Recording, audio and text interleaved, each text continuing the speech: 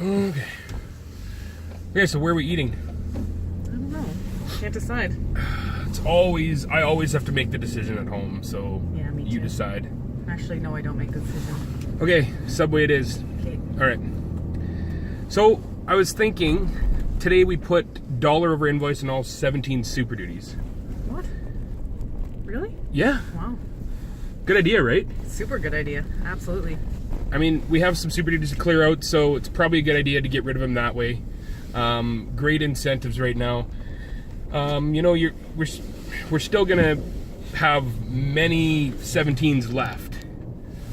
Why don't we do a dollar over invoice on all remaining 17s?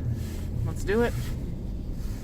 It's okay with you? It's good with me. How about you guys? Dollar over You guys invoice? good with it? Dollar over invoice? Till the end of the month? Let's do it. Let's do it. Only at Cold Lake Ford. Come see us, 780-594-1000.